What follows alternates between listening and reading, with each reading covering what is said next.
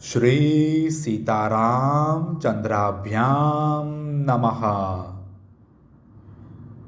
उत्तरकांड 85वां सर्ग।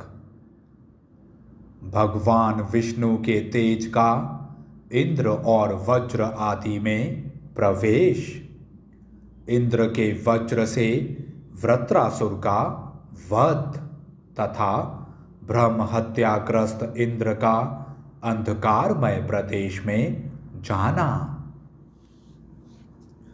लक्ष्मण का यह कथन सुनकर शत्रुओं का संहार करने वाले श्री रामचंद्र जी ने कहा, उत्तम व्रत का पालन करने वाले सुमित्रा कुमार, वृत्रासुर के वध की पूरी कथा कह सुनाओ।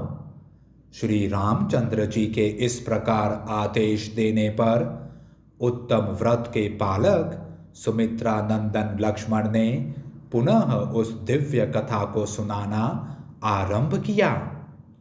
प्रभो, सहस्त्र नेत्रधारी इंद्र तथा संपूर्ण देवताओं की वह प्रार्थना सुनकर भगवान विष्णु ने इंद्र आदि सब देवताओं से इस प्रकार कहा, देवताओं, तुम्हारी इस प्रार्थना के पहले से ही मैं महामना वृत्रासुर के स्नेह बंधन में बंधा हुआ हूँ। इसलिए तुम्हारा प्रिय करने के उद्देश्य से मैं उस महान असुर का वध नहीं करूँगा, परंतु तुम सबके उत्तम सुख की व्यवस्था करना मेरा आवश्यक कर्तव्य है।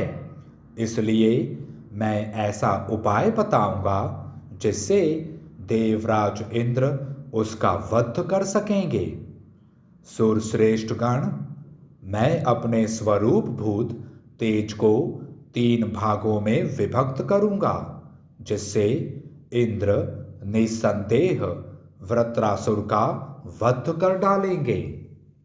मेरे तेज का एक अंश इंद्र में प्रवेश करे, दूसरा वज्र में व्याप्त हो जाए और तीसरा भूतल को चला जाए, तब इंद्र वृत्रासुर का वध कर सकेंगे। देवेश्वर भगवान विष्णु के ऐसा कहने पर देवता बोले, दैत्य विनाशन, आप जो कहते हैं ठीक ऐसी ही बात है, इसमें संदेह नहीं। आपका कल्याण हो। हम लोग वृत्रासुर के वध की इच्छा मन में लिए यहाँ से लौट जाएंगे। परम उदार प्रभु, आप अपने तेज के द्वारा देवराज इंद्र को अनुग्रहित करें।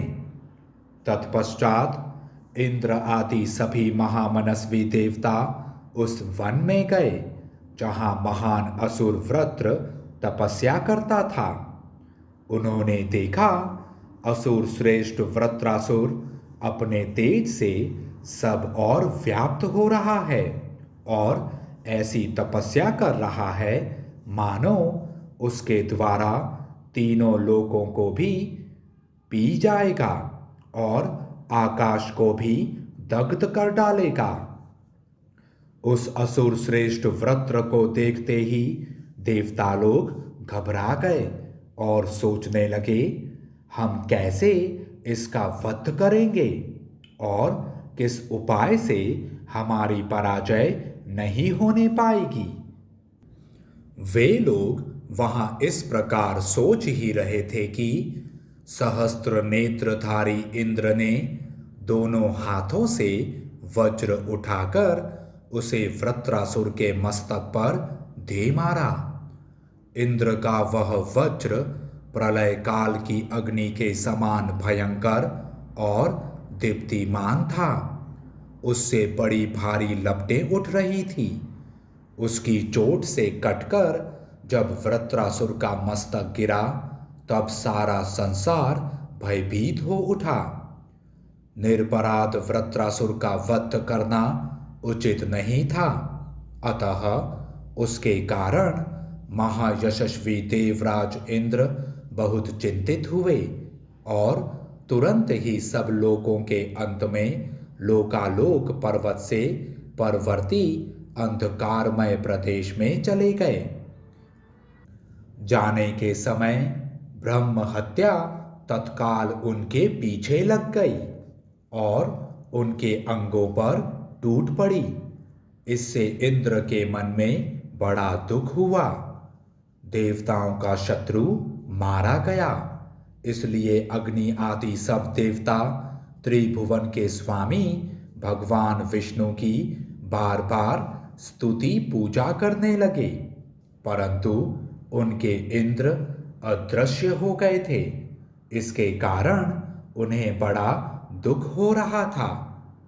देवता बोले, परमेश्वर, आप ही जगत के आश्रय और आदि पिता हैं। आपने संपूर्ण प्राणियों की रक्षा के लिए विष्णु रूप धारण किया है। आपने ही इस वृत्रासुर का वध किया है, परंतु ब्रह्म हत्या इंद्र को कष्ट दे रही है। अतः सुरश्रेष्ठ, आप उनके उद्धार का कोई उपाय बताइए। देवताओं की यह बात सुनकर भगवान विष्णु बोले, इंद्र मेरा ही यजन करे। मैं उन वज्रधारी देवराज इंद्र को पवित्र कर दूंगा। पवित्र अश्वमेध यज्ञ के द्वारा मुझ यज्ञ पुरुष की आराधना करके पाक शासन इंद्र पुनः देवेंद्र पद को प्राप्त कर लेंगे और फिर उन्हें किसी से भय नहीं रहेगा।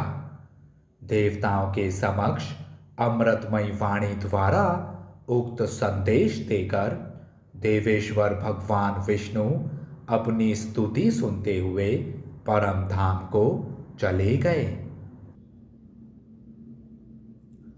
इस प्रकार श्री वाल्मीकि निर्मित आर्ष रामायण आदि काव्य के उत्तर कांड में 85वां सर्ग पूरा हुआ। जय श्री राम।